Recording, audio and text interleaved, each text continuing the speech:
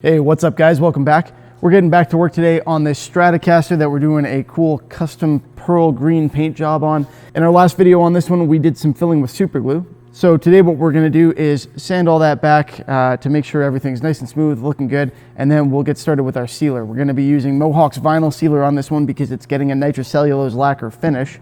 The customer wants it to look, well, pristine and new, but he wants it to age. So we've gone with a nitro lacquer for this one. It's going to be really cool. Let's get to work on sanding back and scraping the super glue here to make sure that everything's nice and smooth so that we can move on to our sealer.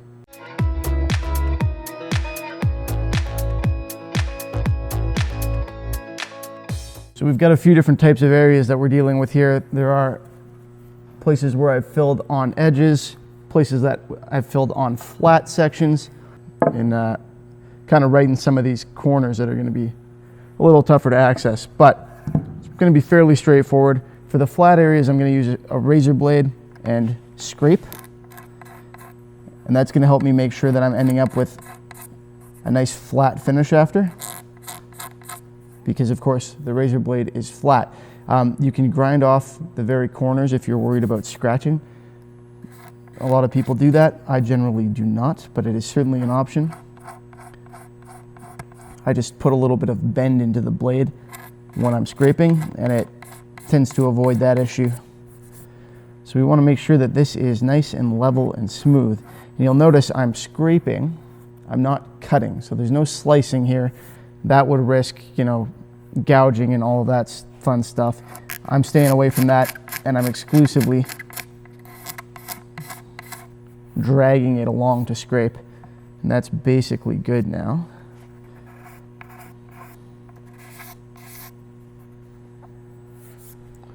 Run your hand over it after and make sure you can't feel it. That's my kind of final diagnostic test after it looks nice and smooth. Okay, so that's done. I'm just gonna give it a quick little scuff with some 400 grit, make sure that everything's good to go there, and then we'll move on.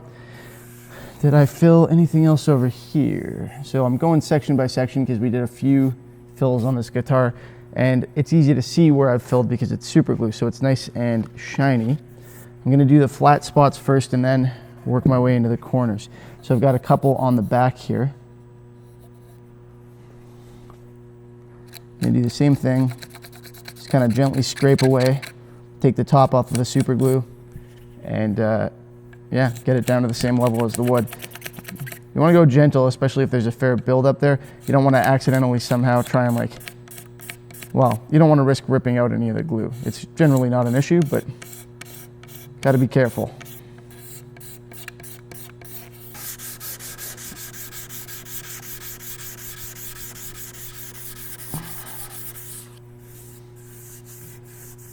Well, there are a few little scrape marks from where the customer was removing the sealer here.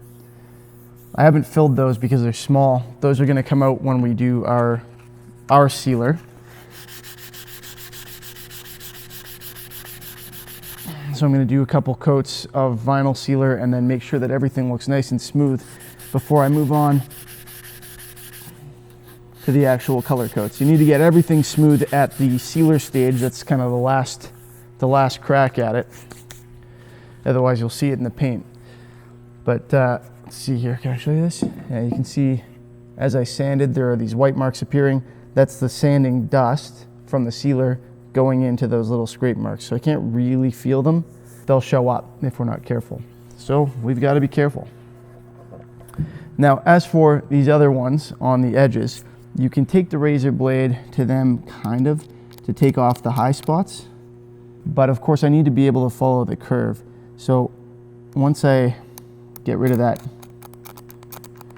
kind of glob at the top, it's all about the sandpaper after that. I just need to carefully sand this, and keep in mind that the glue is pretty hard, so you do risk, if you're not careful, you risk sanding down the area around it in the wood and having an uneven area. So you do have to really pay attention to what you're actually sanding when you do this.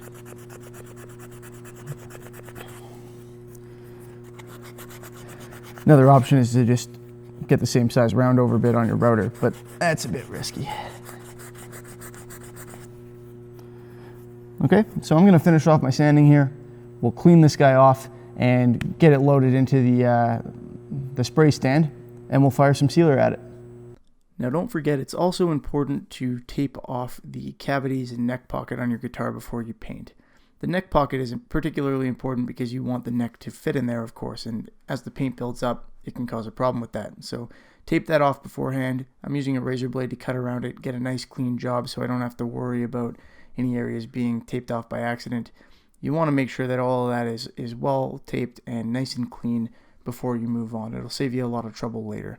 It's also important to tape off the control cavities. Now here the client did the bottom so as to kind of preserve just the old look of the paint, and then I explained to him that actually we need to tape off the whole thing anyway because it's full of that conductive paint, and we don't want to mess with that. We don't want to put a layer of paint between that and our electronics. That's important for the shielding, and it's going to reduce the noise that the guitar makes when it's going through an amp. And I mean the bad noise, of course, not the actual sound of it. Again, I'm using a razor blade to clean up these edges just so that I get a nice clean job and I don't have to worry about fraying and all of that getting in the way of the paint and paint kind of coming over the edge too much. A nice clean tape job saves you time and trouble later on. It doesn't take very long either. You can use a couple different widths and just get it done. So we'll speed this up because nobody wants to watch me apply tape for 10 minutes. And then after that, it's going to be time to go ahead with the cleaning. You can see that this guitar is still pretty dusty. If it's too dusty and you try and tape, the tape won't stick. So be cognizant of that. It can be effective to clean it off beforehand. I just kind of blew this one off beforehand lightly, and that's about all I did because I knew that the tape would stick effectively to what I had here. But you're going to want to clean off the guitar after you tape anyway. It's up to you whether you do it before taping as well. Now for the cleaning, I'm going to be using Duplicolor Wax and Grease Remover. There are a couple different options here, but of course Wax and Grease Remover is the standard, so to speak, and the one that I recommend. It doesn't have to be Duplicolor by any means, but that was an easy one to find. This particular bottle comes with a foil thing inside the cap that you are, intended to remove. I just poke 2 holes in it so I avoid getting contamination back into the bottle of Wax and Grease Remover when I'm applying it to my cloth. This is the product we're applying now.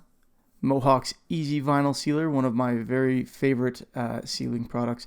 It goes really well with nitrocellulose lacquer. That's what it's designed to work under. It dries very fast and a little bit thicker and harder, I find, than your classic sanding sealer, although it is a little tougher to sand, but generally that's not a problem. So in particular for an application like this, where there were those couple of very minor scratches that I showed you guys earlier, I wanted to use something like this to make sure that I'd be able to get those all nice and filled in and leveled off. I'm spraying using a 0.5 millimeter nozzle, and just on an inexpensive gun here. You don't need anything really fancy for sealer.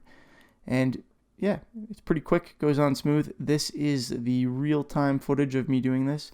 So I've got the nozzle pretty much wide open from a fluid perspective.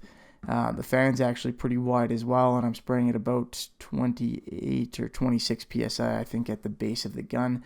Although it's tough for me to tell because my regulator is, not doing too well. But anyway, you can kind of, after you do this enough, you can kind of feel when you have the right amount of air.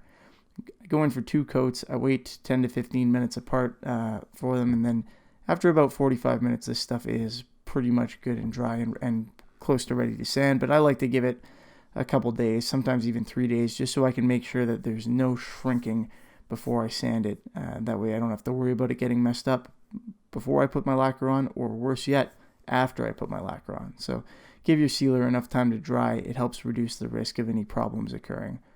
A couple coats of this is really all I need, so I apply them moderately heavy, but not too bad. You can see, like I said, how fast I'm moving there, so I'm not putting a crazy amount of it on. Just kind of a medium wet coat, if you will.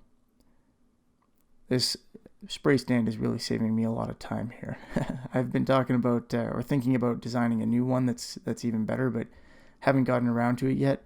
Thankfully, I've got this one. These things are a huge pain to do if you're doing any volume of them, hanging them from the ceiling or anything like that. And that's part of why I don't particularly enjoy painting set neck guitars, because I just don't really have the same kind of setup for it. Anyway, that's my second coat of that done. You'll see here it's got a nice kind of matte sheen to it. That's what we're looking for, a nice sealed finish. And next up, we'll come in, sand this, and put on the color. That's it for this one, guys. I hope you enjoyed the video. If you did, please feel free to give it a thumbs up. Remember to subscribe so you can see this paint job, among others. And as always, thanks for watching. Hope you liked it. Have a good one, and I will see you next time.